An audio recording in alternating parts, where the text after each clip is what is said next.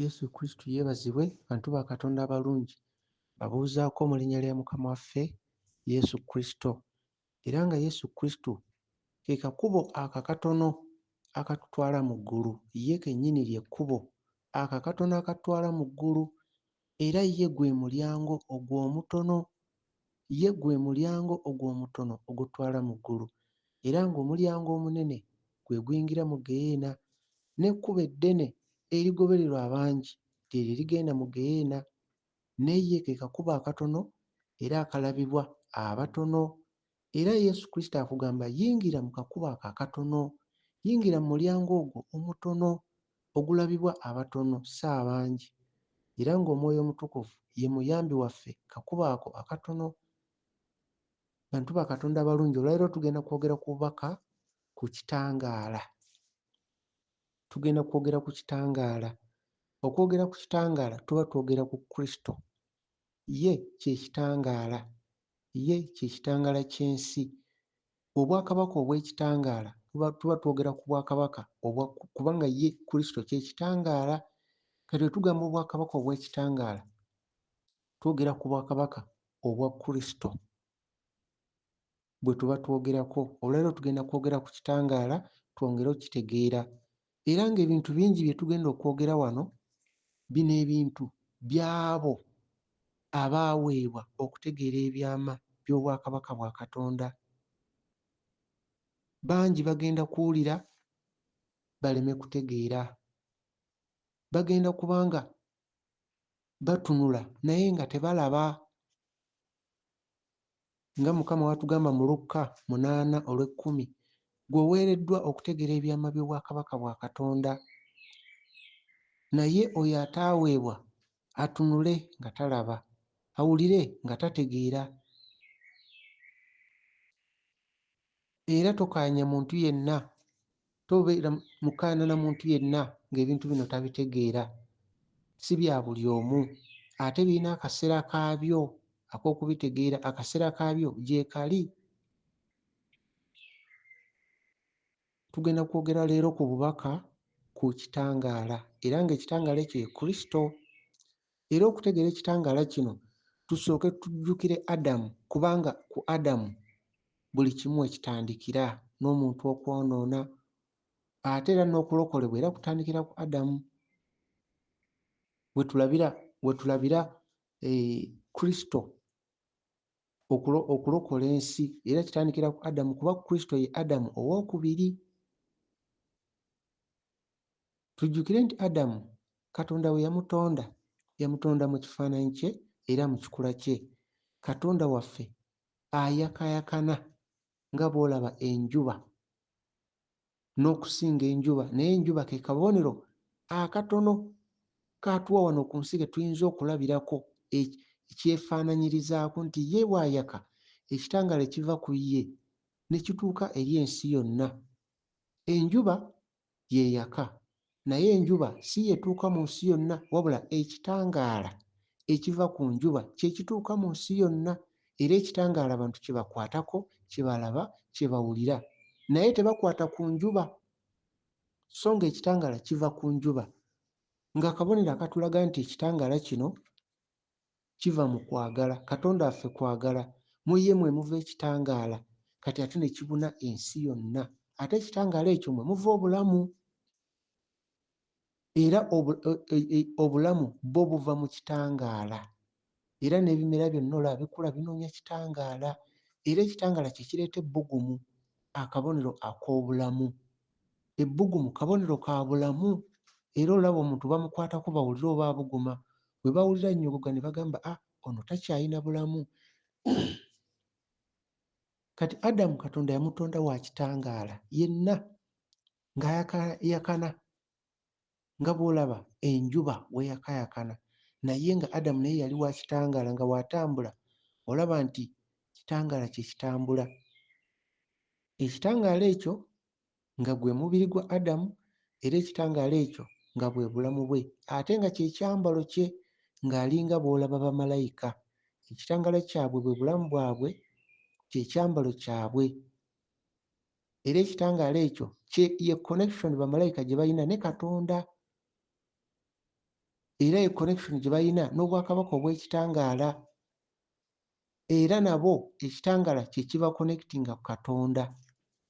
Ekitangaala ekyo ye Kristo. Ife yatuconnectinga Katonda na buli kintu kyonna ekyatondebwa ekiri mu ggulu, era nakyo connection yabo ne Katonda kitangaala, era ye Kristo. Era ye Kristo yali wakati wa Katonda n'ebitonde byonna. Kristo kye kitangaala. Bantu ba Katonda abalungi, tuli mu kwogera ku kitangaala. Ekitangaala kino kitegeeza ekitangaala, okuwa ekitangaala n'osobola okulaba, kuba mu kizikiza oba tolaba. Ate ekitangaala kino kitegeeza okuwewuka, light, okuwewuka nga tolina buzito.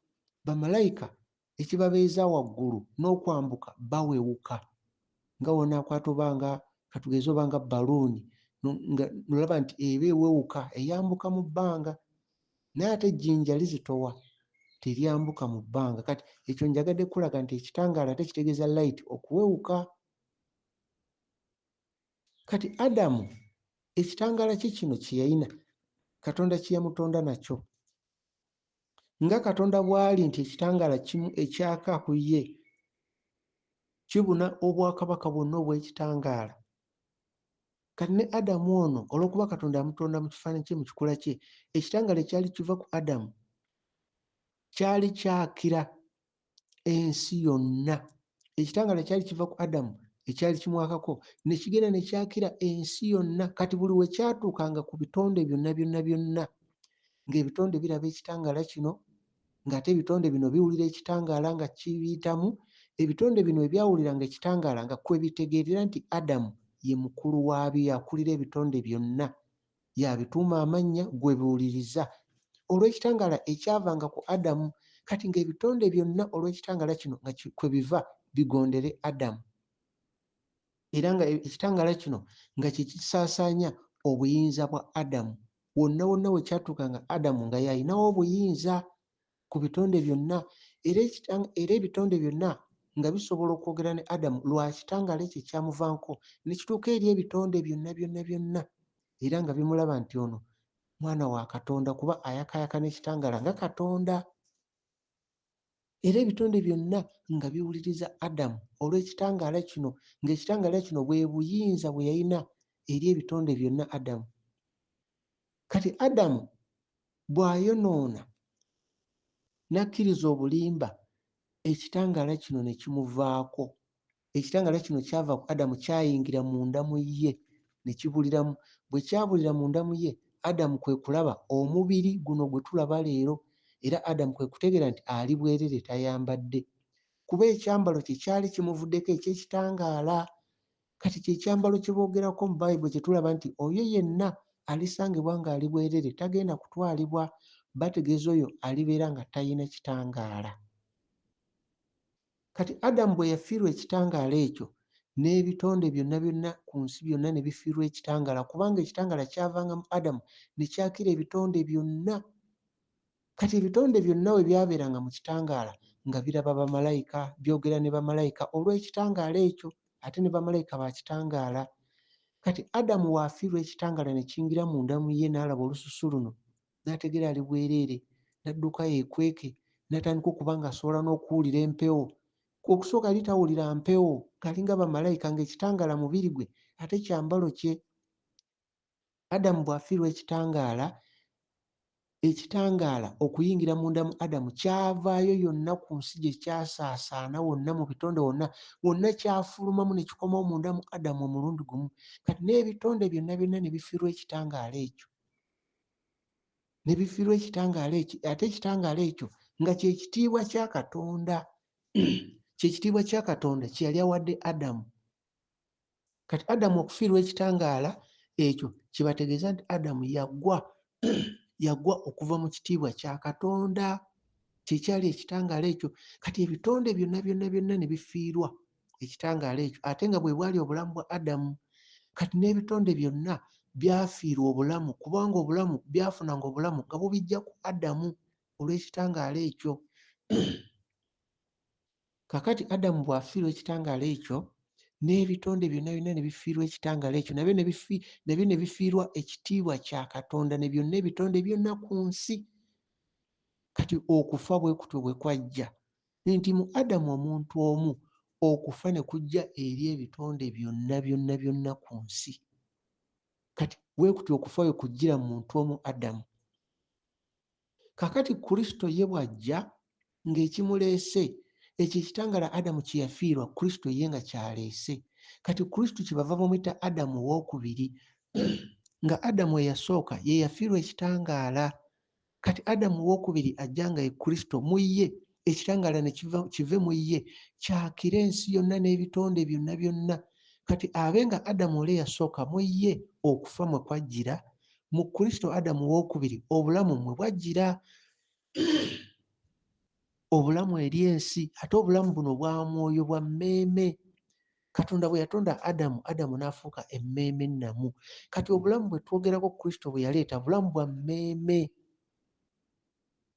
Era obulamu Adamu bwe yafiirwa mu mmeeme si mubiri guno. Jjukira Katonda yagamba Adamu bw'onaalya ku muti ogwo ogw'okumanya obulungi n'obubi ojja kufa. Kati okufa okwatuka ku Adamu kwali mu mmeeme si mu mubiri. Kubanga okufa kw'omubiri kulala kwe kuno kwolaba omuntu n'afa ne bamuziika mu ttaka. Ogwo mubiri era gwe gugenda mu ttaka, gwe gwakolebwa mu nfuufu. Naye okufa Katonda kwe yali ayogerako kwa mmeeme. Emmeeme eyonoona yeefa.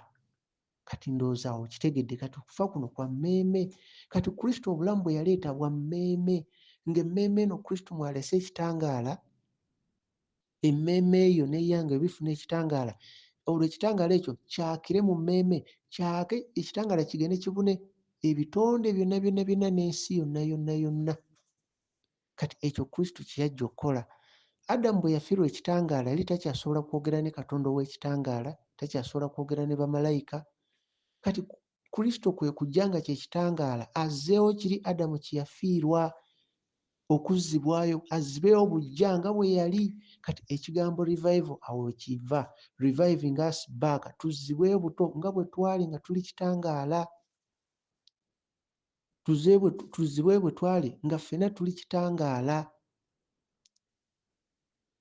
Kati ng'ekitangaala kino yonna gye kituuka bwe buyinza bwa Kristo. Ekitangaala ekiri Kristo kye kitangaala, bw'ajja n'akaayakana ku nsi wonna ekitangaala kye we kibunye obuyinza bwe we bukoma. Kati ate ye kye kitangaala ky'ensi, bw'atyo bw'abeera ne buyinza ku nsi. Ate ekitangaala kino kibuna ku nsi ate ne kikwatagana n'ekyeggulu, bw'atyo Kristo bw'abeera n'obuyinza wano ku nsi ate ne mu ggulu. Era nga kino kye twogerako kyekyo Pawulo kye yategeera, kyekyo Yokaana kye yategeera. Kyova olaba Yokaana atugamba mu Yokaana 8:12 Yesu n'ayogera ti nze kitangaala ky'ensi, buli angoberera tajja kutambulira mu kizikiza, nze kitangaala ky'ensi. Ate naye bw'okkiriza Kristo olwo gw'ofuuka ekitangaala ky'ensi. Ekyo ekiri mu Matayo 5:14-16 ye ggwe ekitangaala ky'ensi, gw'akkiriza Kristo era tojja kutambulira mu kizikiza. Era kyekyo Pawulo kye yategeera bw'olaba mu Baruumi 8 okuva ku 2-22. Nga Pawulo we yategeera kino kati naye kye yali annyonnyola Baruumi 8 tandikira ku 2. Nga Pawulo annyonnyola nti ebitonde byonna byonna byafiirwa ekitiibwa kya Katonda, byagwa okuva mu kitiibwa kya Katonda naye tebyali si bye byasalawo. Ekyo Pawulo kyagerako Baruumi 8:2 ti ebitonde bino si bye byasalawo bifiirwe ekitiibwa kya Katonda, si bye byasalawo. Nga kyategeeza Adamu ye yayonoona wabula nabyo ne bifiirwa ekitiibwa kya Katonda. Byonna byo ne bifiirwa. Era Baruumi 8:21 Pawulo ayongerako n'ayogera n'agamba nti n'ebitonde byonna abaana ba Katonda balifuna ekitangaala kyabwe ne baddamu ne bakaayakana. Era ekitangaala kiryaka ne kigenda ku bitonde byonna, n'ebitonde byonna ku olwo lwe birinunulwa ku lw'ekitiibwa ky'abaana ba Katonda. Pawulo kye yali ayogerako mu Baruumi 8:21 ng'agamba n'ebitonde byonna naffe kennyini tujja kununulibwa, ekitiibwa ekyo nga kikomyewo. Era olaba Baruumi 8:22 Pawulo ky'ayogera n'agamba nti ebitonde byonna bikaaba mu bulumi olw'okufiirwa ekitiibwa ekyo, bikaaba nga byagala okuddamu okwambazibwa ekitiibwa ekyo. Baruumi 8:23 era nga si bitonde byokka, naffe munda muffe mu mmeeme tukaaba buli kiseera nga twagala okuddamu okufuna ekyambalo ekyo. Okukaaba kuno kwa mmeeme zaffe, twagala okuddamu okufuna ekitiibwa kyaffe ekyo Katonda kye yatuwa, ekyambalo kyaffe kye yatutonda nakyo, Adamu kye yafiirwa ng'ayonoonye. Kati ekyo Kristo kye yajja okukomyawo. Era kyekyo Pawulo kyayogerako mu Bakolinso 2:5 n'agamba tukaaba munda muffe nga twagala okwambazibwa ennyumba yaffe eva mu ggulu. Lino ly'essuubi lyaffe era essuubi erigenda otulokola. Baruumi 8:24 Pawulo ng'ayogera nti lino ly'essuubi eritulokola. Si olw'ekyo kye tutalaba, si olw'ekyo kye tulaba naye kye tutalaba, ng'agamba lino essuubi essaawa zino lye tutalaba naye lye ritulokola, essuubi ly'okwambazibwa ekitangaala. Ekitangaala ekyo nga ye Kristo. Kati Baruumi 8:24 Pawulo annyonnyola nti lino essuubi eritulokola, si olw'ekyo kye tulaba naye olw'ekyo kye tutalaba. Era Pawulo ng'agamba kino kye tutalaba ly'essuubi eryo. Era n'agamba nti singa tubadde twogera olw'ekyo kye tulaba, twalibadde tetulina ssuubi.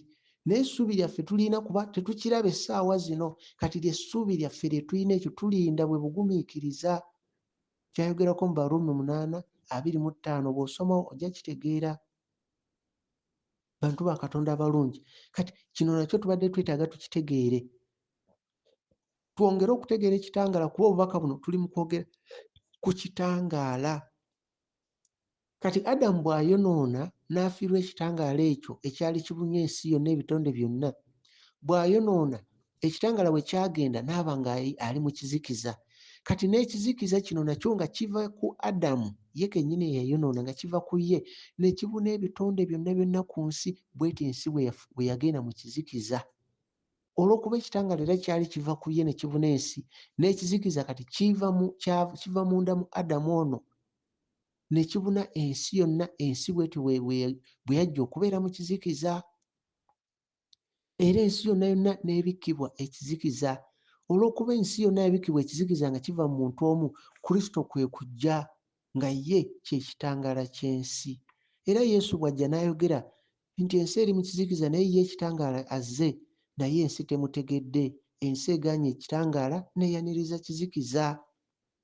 Nga wolaba olwaleero amazima ku nsi weegali, naye abantu bagagaanye ogakkiriza. Abagakkiriza batono ddala. Abantu bagoberera kizikiza nga balowooza kye kitangaala. Naye Kristo agamba ye kye kitangaala ky'ensi. Yesu Kristo kye kitangaala ky'ensi. Era ebintu byonna byonna bye tusoma mu Bayibuli byali biranga Kristo. Byonna byonna byonna n'otandikira mu lubereberye. Ekyokulabirako tusomeko mu lubereberye Genesis. Lubereberye 1 soma 3. Tutandikire ddala Katonda ng'atonda. Lubereberye 1:3 Genesis chapter 1:3 awagamba nti Katonda n'agamba wabeerewo ekitangaala. Era ne wabaawo ekitangaala. Ekitangaala kino si kitangaala kirala, ayogera ku Kristo ekitangaala. Katonda n'agamba wabeerewo ekitangaala. Kati wano kye tuyigawo, Katonda waffe kwagala. Mu kwagala mwe muva ekitangaala. Kati Katonda wagamba nti wabeerewo ekitangaala. Kabonero akalaga nti ekitangaala kyava mu ye. Kyava mu ye. Nga gwe bw'oyogera ekintu kyonna, gwe buli ky'oyogera kiba kivudde mu ggwe, kiba kibadde munda mu ggwe. Kati omwana ava mu kitaffe. Kitaffe yatuwa omwana we. Omwana we kye kitangaala. Kati bw'ayogera n'agamba wabeerewo ekitangaala, kikulaga nti ekitangaala kyava mu Katonda, kiva mu ye.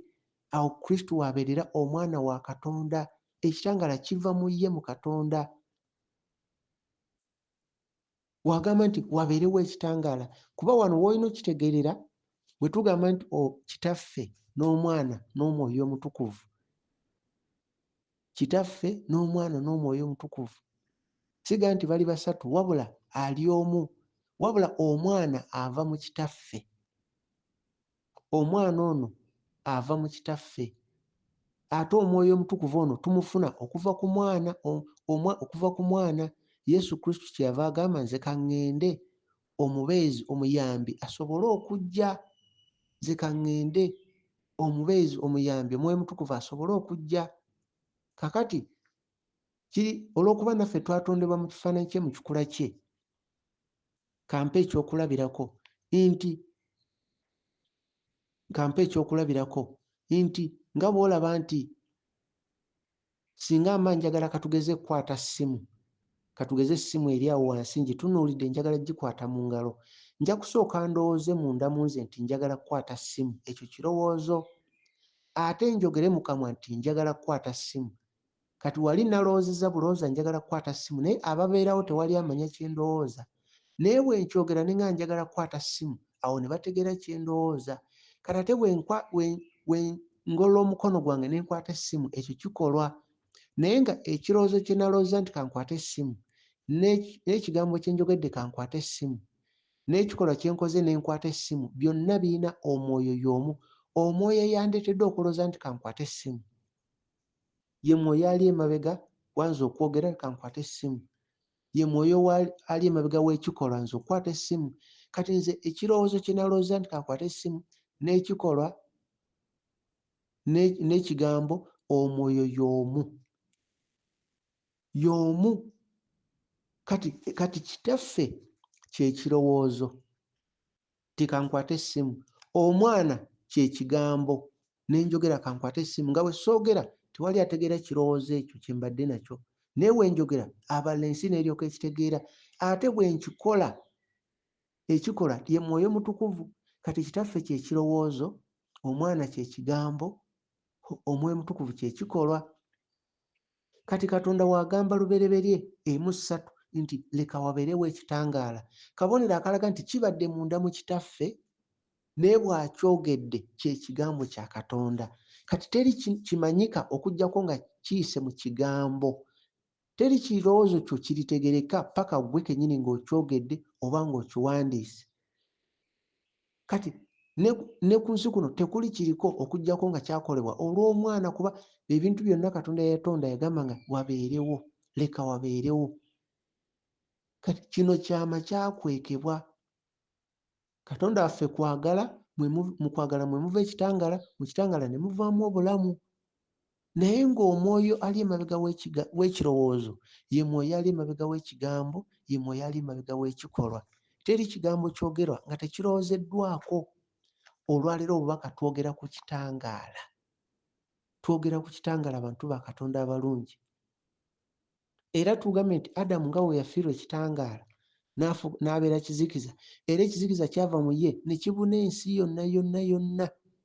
Kyava mu ye. Nga Adamu bw'akyuka n'afuna ekitangaala, n'ensi yonna egenda kukyuka efuna ekitangaala ye bw'akyuka. Kati buno obubaka tuli mu kwogera ku kitangaala.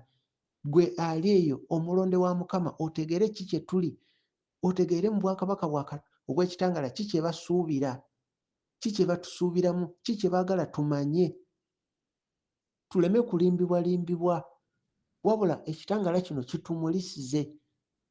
Tulaba Pawulo wagenda mu Befeso, osoma Abefeso 1 kuva 15 awo kukirira wansi 16, 17 na 18.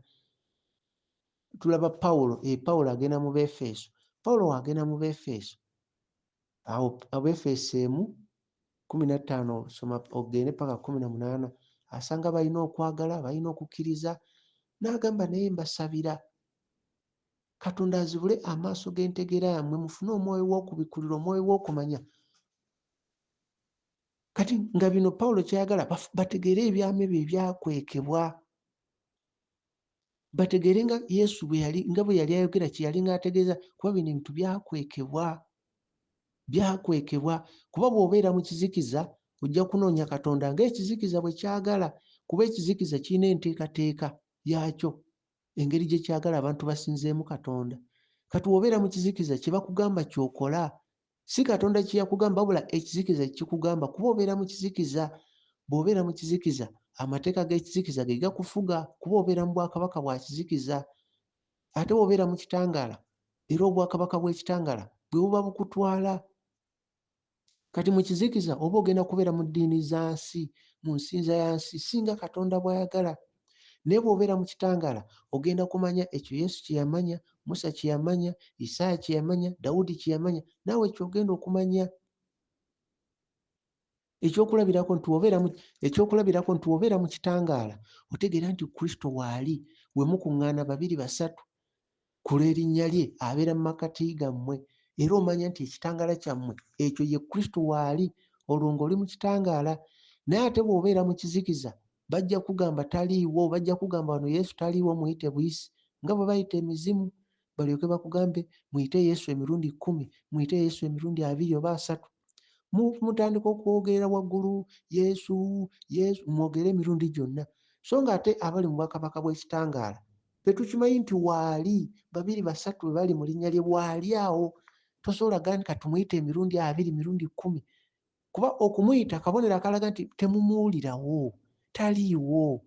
Ne bw'ayogera eddoboozi lye temuliwulira. Kati bambi mmwe kwe kuyita nga mwagala ajje mutandike omuwulira. Naye bw'obeera mu kitangaala toyinza muyita nti ogane emirundi 3 2 mumuyita. Waali gwe omuwulira munda mu mutima gwo nti waali.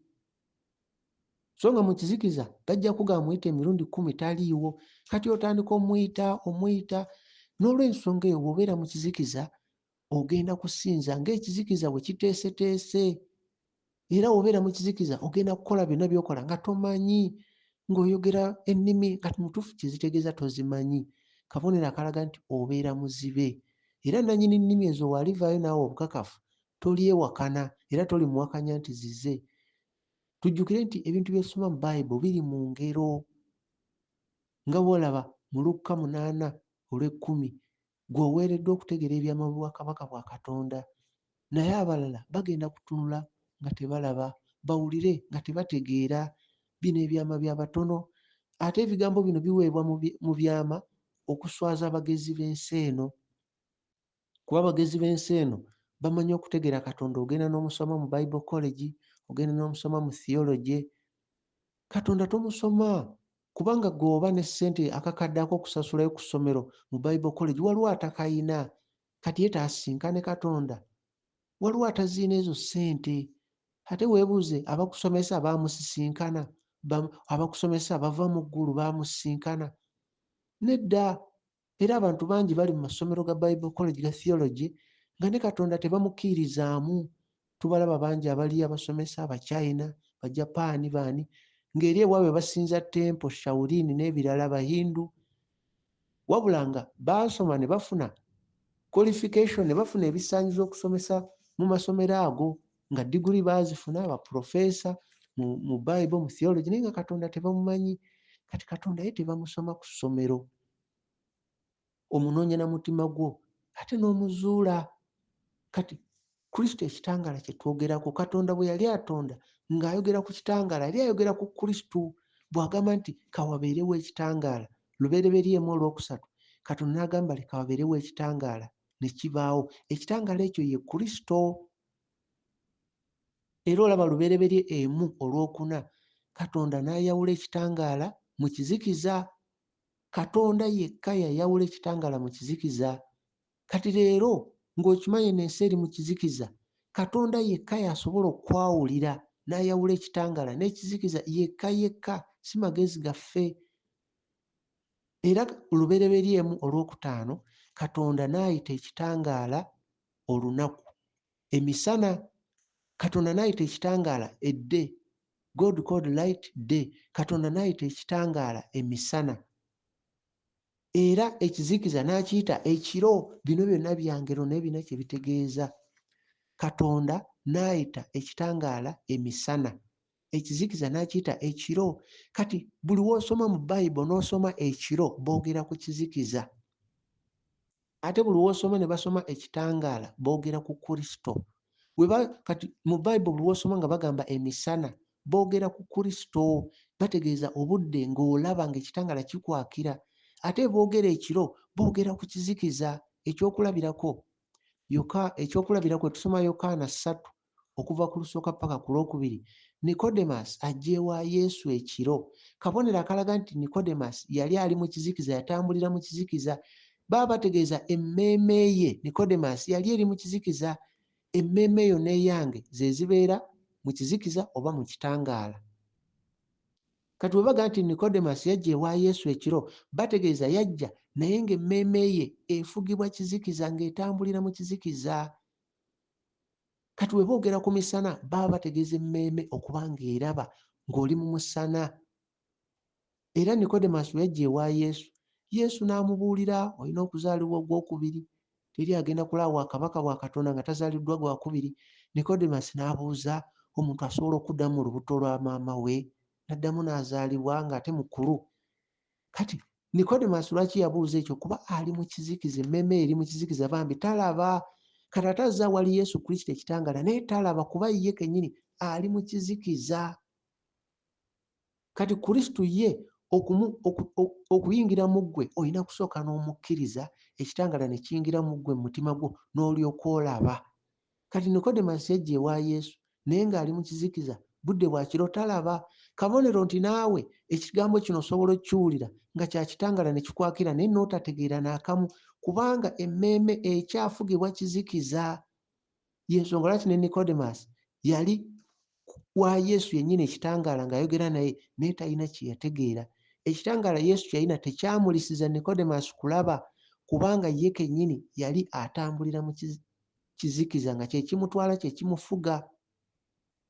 Kuba ye Nikodemasi yali amanyi nnyo Katonda nga ne Nikodemasi yali asomesa mateeka, yali munnaddiini nga w'olaba Kalidinaali, nga w'olaba Abafaaza, yali munnaddiini ow'amaganduula, naye nga Katonda tamumanyi. Naye ng'ali mu kizikiza ekiyitirivu n'ajja wali Yesu. Yesu byayogera byonna teyabitegeera. Kaali kabonero akatulaga nti ekitangaala, emmeeme erina okusalawo eyaniriza ekitangaala olyoke otambulire mu bwakabaka obw'ekitangaala. Yesu kyava agamba nti ye kye kitangaala ky'ensi. Bw'onaamukkiriza tojja kutambulira mu kizikiza. Yokaana 8:12 Yesu n'agamba nze ekitangaala ky'ensi. Buli anangoberera tagenda kutambulira mu kizikiza. Era olaba Matayo 5:14-16 agamba ggwe ekitangaala ky'ensi, gwakkiriza Kristo. Kati wano Nikodemasi yali munnaddiini naye teyamanya kuba teyatambulira mu kitangaala ate teyali takikkiriza, takirina. Kaali kabonero Yesu ke yali atulaga nti okutambulira mu ddiini tekitegeeza nti tuli mu kitangaala. Kuba eddiini towagikkiriza na mutima gwo n'owulira n'osalawo gano ge mazima ne weesalirawo. Wabula eddiini wasanga bazaddewo gye bagoberera ne bakugamba okuva mu buto naawe goberera eno. Kati ng'olina okutuuka gwe kennyini otegere amazima weesalirewo. Emmeeme yeesalirawo tebagikaka. Kwolwo lw'oyaniriza Kristo munda mu ggwe, kwolwo lw'otambulira mu kitangaala. Era tulaba mu lubereberye tulaba nti lubereberyemu olwokutaano Yesu n'ayita ekitangaala emisana, ekizikiza n'akiyita ekiro, era kati ekyo tukitegedde. Era ne wabeerawo akawungeezi ne wabeerawo ku makya. ku makya. Kati akawungeezi nakyo kya lugero. Akawungeezi bali bategeeza akawungeezi kye baba bategeeza ng'ekitangaala kiri mu kugenda, ng'enjuba egwayo ne kwe tubeera mu kawungeezi. Kati ojja kulaba mu Bayibuli wangi awoogera nti Kristo akawungeezi n'ajja. In the evening he came. Akawungeezi n'ajja. Akawungeezi kye bategeeza ng'ekitangaala kiri mu kugenda. Kati abantu bangi tuwuliriza enjiri, n'owuliriza kino n'owuliriza kiri, ekyo kyonna kitangaala kiba kijja. N'owuliriza kino n'osoma Bayibuli n'ogimalako kava ku kava. Abantu bangi basoma Bayibuli ne bagenda mu Bible college ne basoma kino na kino, kati ne bawulira nga buli kimu bakitegedde. Naye ekiseera nga balaba basomye bingi tebalina kye bayinza na kwongerako, kati ne bawulira mu bo nga n'ekitangaala mu bo kiri mu kendeera. Ako akaseera Yesu wajjira, ke kawungeezi. Ng'olaba ekitangaala ofunye kingi, kati ate ako akaseera Yesu wajjira. Kyova olaba tulaba nti akawungeezi n'ajja. In the evening he came. Ye Kristo ajja akawungeezi. Ye ajja ng'omulaba mutegedde bingi nnyo, ye wajjira awo, kati ate ye wajja n'omwawula n'ogamba kino kirala. Kyova olaba Yesu Kristo ojja kulaba abayigiriza be ebiseera bingi baamulindanga ne bakulaga nti akawungeezi n'ajja. In the evening he came. Noonya mu Bayibuli ojja kulaba awakulaga nti olw'eggulo n'ajja, akawungeezi n'ajja. Akawungeezi nga bategeeza ng'omaze okuwulira bingi nnyo, omusana gukwakidde owulidde ekitangaala, naye ng'olaba kigenda, ng'olaba otegedde bingi, kati ate awo wajjira akawungeezi. Era katulabe twongere okitegeera tulaba mu Lubereberye 1:14 Katonda n'agamba leka wabeerewo ebitangaala mu bbanga ku ggulu. Ebitangaala ebyo byawule ekiro, byawule n'emisana, era ebitangaala ebyo bibeere obubonero, ng'ebitangaala ebyo kwe bagenda okulabira obubonero emyaka, sizoni. Ekyo Mukama kye yali ayogerako mu Lubereberye 1:14 leka wabeerewo ebitangaala mu bbanga ku ggulu, byawule emisana n'ekiro, ng'ebitangaala bino ategeeza emmunyeenye nga kwe bajja okulabira ebiro n'ebiseera. Naye bino ebintu bya lugero, bya lugero. Kristo kye kitangaala kye bali boogerako. Ebitangaala bino bye bali boogerako ye ggwe nange abakkiriza Kristo, ffe ebitangaala ebyakira ensi eno mu kaseera ak'ekiro. Mu kaseera ak'ekiro ng'ensi eri mu kizikiza, ffe twaka ng'emmunyeenye. Kati ekyo Sitaani kyayagala okulaga ab'ensi nti bo kye kitangaala ky'ensi.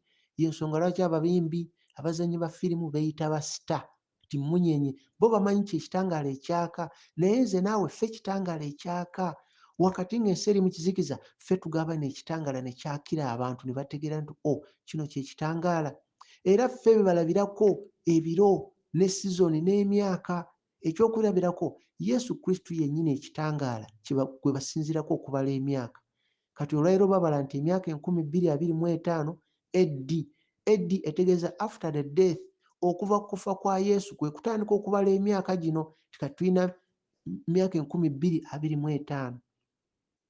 Kati kyekyo Mukama kyayogerako mu Lubereberye 1:14 Katonda n'agamba leka wabeerewo ebitangaala mu bbanga ku ggulu, byawule emisana n'ekiro.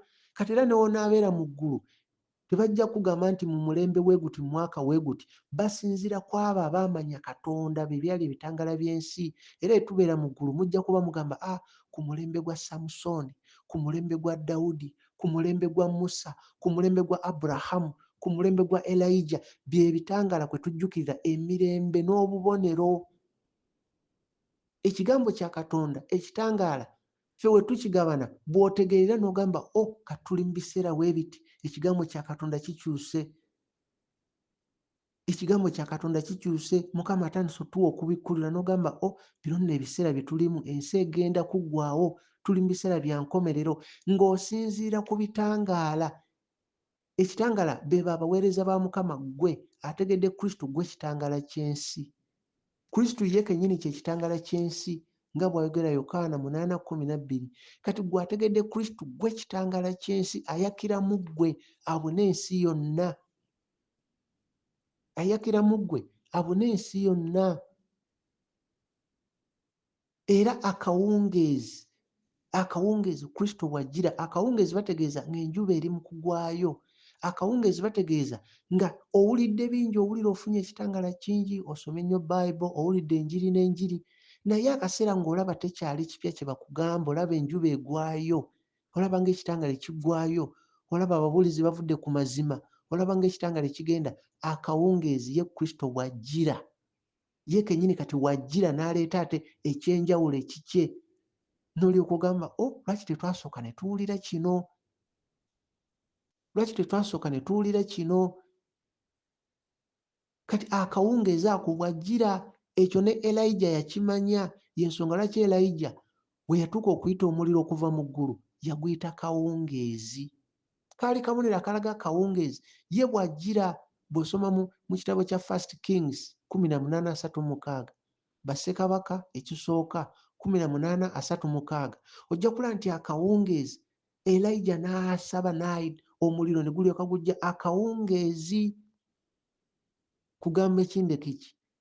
Kuba Bayibuli yonna ekyo nsolo kikunnyonnyola okuva mu Lubereberye paka kubikkulirwa nga byonna bikwatagana. N'olaba nti Dawudi yakimanya, Yakobo yakimanya, Danyeri yakimanya, Pawulo yakimanya, Yobu yakimanya, Hoseya yakimanya.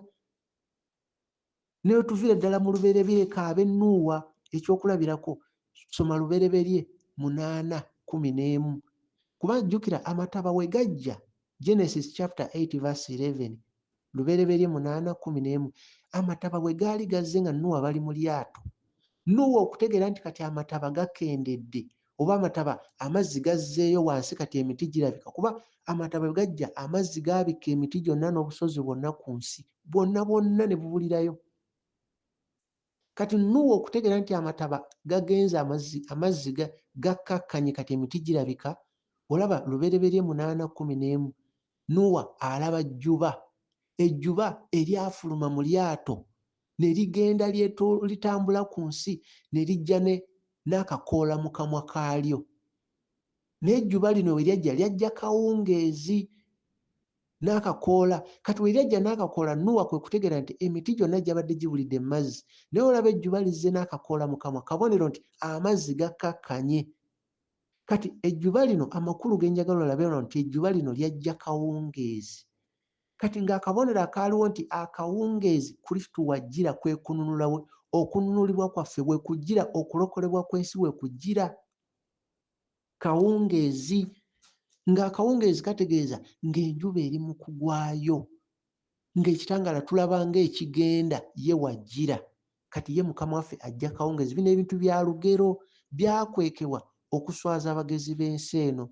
Basome Bayibuli ne theology emyaka gyonna, ebitiibwa babyewe, yunivasite bazizimbe nga zaabwe ku bwawe bwannannyini, naye nga batunula tebalina kye balaba. Bawulire nga tebategeera. Kati Mukama bino aleeta byama okuswaza abagezi b'ensi. Naye gwe oweereddwa okutegeera ebyama by'obwakabaka bwa Katonda.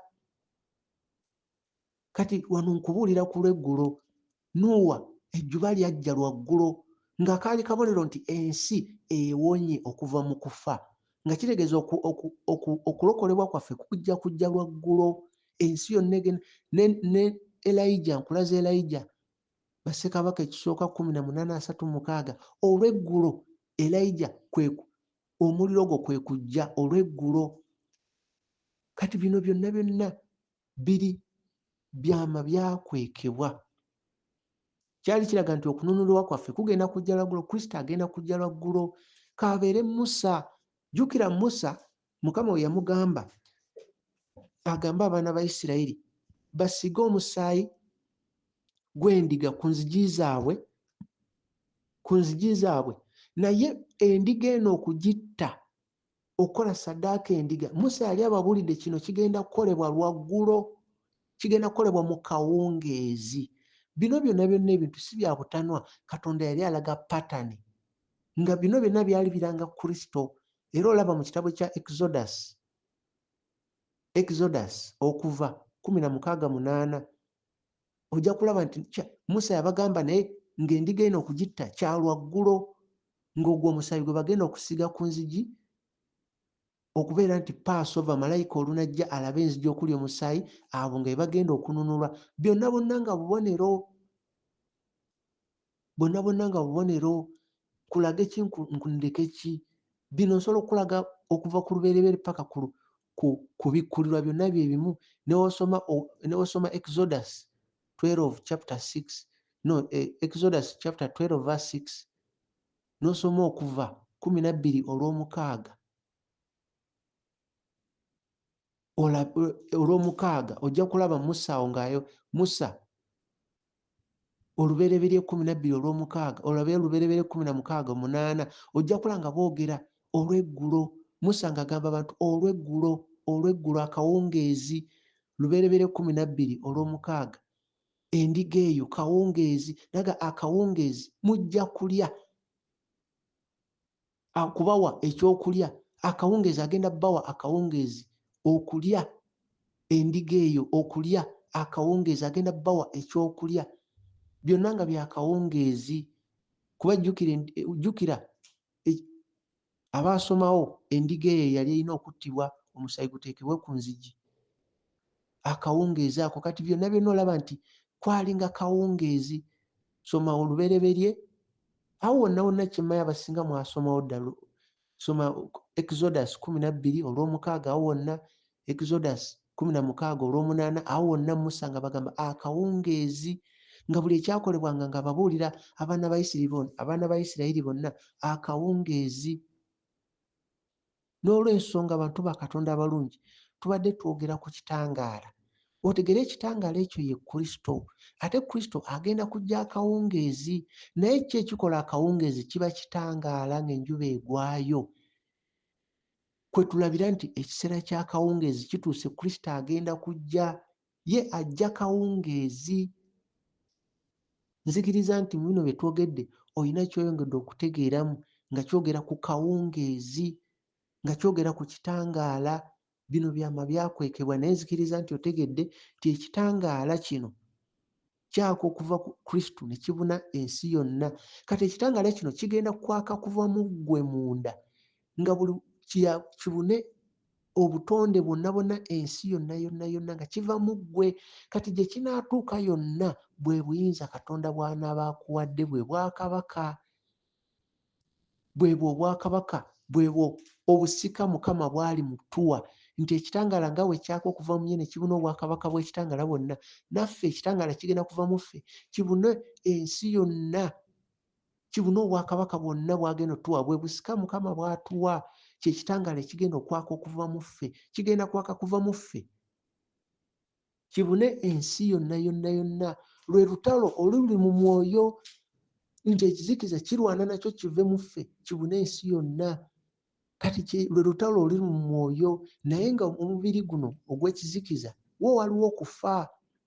Kati lwe lutalo oluli mu mwoyo, kati abantu bangi lwe batamanyi, naye njagala kukubuulira nti abantu bonna boolaba, oba olaba abayimbi b'ensi, boolaba ab'amaanyi, abazannyi ba firimu, munda mu bo bakimanyi nti ekizikiza kyaka kuva mu bo kibune ensi. Kati bo kwe kukikyusa ne beeyita sita, ne beeyita ekitangaala, era bo bamanyi bali mu kwaka ensi yonna ebaagale, naye kiba kizikiza kyekyaka. N'ezo zonna firimu z'olaba bawandiika ze bakola batya, bo bali mu kusaasaanya mawulire nti bo, kuba kati jjukira Kristo ffe kyekyambalo kyaffe ekitafa. Kati zezo firimu z'olaba bazannya ab'ensi, n'owulira nga bazannya firimu oba abawandiisi ne bawandiika firimu nti Mortal Kombat. Kati moto nga babategeeza nti waliwo omubiri ogufa, waliwo n'ogutafa. Baba bategeeza nti waliwo ekyambalo ekiri immoto, waliwo n'ekyambalo ekiri moto, ekifa n'ekitafa. Kati nga bakulaga nti waliwo Mortal Kombat, lutalo, ng'abaana bazannya geemu, balaga waliwo omuntu ali immoto, waliwo ne moto, nga balaga nti waliwo ekyambalo ekifa n'ekitafa. Kati ebyo ebintu ensi eraba ng'ebyokusaaga, naye ali mu mwoyo ye aba yalabye edda birala nnyo nnyo, ng'ensi nga bwetyo bwefuga. Kati bino ebintu ebisinga, kati abazannyi ba firimu jasi bazannyira bantu ku bwongo, osanyukire ekizikiza, kubanga nga bw'olaba bwe nayogera ku kya katuuni abaana gwe balaba Tom and Jerry, nga bakulaga emmese, ng'emmese eteekawo obutego Kapa n'ebugwamu, Tom and Jerry, abantu ne baseka, ng'emmese etega obutego Kapa n'ebugwamu, naye ng'ate mu butonde Kapa yeeyina okugoba emmese. Kati nga bali bo nga message eriwo, ekisitaani ali mu kulaga nsi nti Kapa mu butonde yeeyina okugoba emmese, naye olw'olukujjukujju kati eno ensi sitaani alina okutudduka ffe ab'ekitangaala, ate yali mu kuwamba ensi. Kati bwe bubaka obuli emabega wa katuuni oyo Tom and Jerry, nti emmese etegawo obukodyo Kapa ebugwamu, eteekawo obutego Kapa ne bukuba Kapa, naye ng'ate Kapa erina okugoba emmese. Kati ebyo byonna byonna byolaba firimu ze bazannya ebyo, n'olaba firimu simanyi Stuart Little, n'olaba nti emmese eboosi ewaka erinawo abakozi mulimu ne Kapa, oba emmese yeeragira Kapa. Ebyo byonna bali abantu ba satanisiti abasinza sitaani baba bagezaako kuwamba mitima gy'abantu babamanyiize nti ggwe ky'oli ekyo si ky'oli. Kwegamba nga bagezaako kulaga nti emmese yeeyina amaanyi ku Kapa, nga ne mu butonde Kapa yeeyina okugoba emmese. Kati bino ebintu ffe tulaba ng'ebyokusaaga, naye sitaani bw'atyo bw'afuga ensi ng'ali mu giraga nti ekitangaala kyekyamaanyi. Kati kwega ye sitaani ali mu kulaga nti ekizikiza kyekyamaanyi era ekizikiza kyaka. Kyova olaba owulira obulango nga bakuba obulango, ng'obulango bw'ebyokunywa, n'owulira nga boogera ku bulango bwa Guinness, ng'owulira bagamba Guinness, ne bagamba darkness shines, simanyi shines better, nga bakulaga ekitangaala emanyi ekizikiza kyaka. Kati bino ebintu abantu balaba ng'obuntu bw'okusaaga, naye ffe tuba tubalaba bulungi nnyo. Sitaani kyagezaako okukyusa abantu, kyagezaako okuteeka munda mu bo, omuntu atuuke mu maaso ga Katonda ng'avudde mu bulamu buno, sitaani aleete obujulizi ng'omuntu oyo yali asinza sitaani, ng'omuntu talina w'ayinza kwewakana, nga tasobola kyegaana. Era zino message ze tuweereza gwe bw'oba oziwulira ng'ozitegeera ng'olina YouTube channel, message zino ziweereze n'abalala baziwulirize. Ne wonaaba oli mu mirimu gyo, okola mirimu gyo, ojja kuba obuulira njiri. Gojja kuba message wagiteeka buteesi ku YouTube channel yo n'omulala awulirize. Ojja kuba oli mu mirimu gyo naye ng'eri wali agikeberako agiwuliriza, ng'oli mu kuweereza Katonda naawe otambuza mazima. Bw'oba olina engeri gy'osobola okusaasaanya ekigambo kibabuulire. Tetunoonya bantu nti jangu ku kyaki egindi, tetunoonya kuweza muwendo. Bino ebigambo by'abatono. Tetuli mu kusaba ssente, twagala kuwangula mmemme genda mu ggulu. Naawe gwakitegedde mu mutima buulirako oyo gw'osinkanye ng'ombuulira Kristo mu mutima gwe. Mubuulireko ng'omukisa gukyaliwo.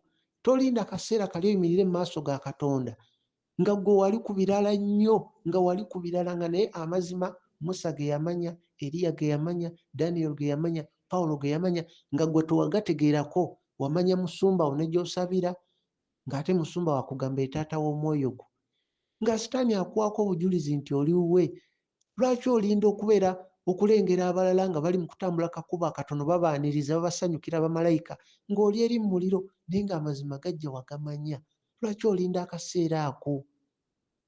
Mukama abakuume, mwebale kumpuliriza. Olwaleero tubadde twogera ku bubaka ku kitangaala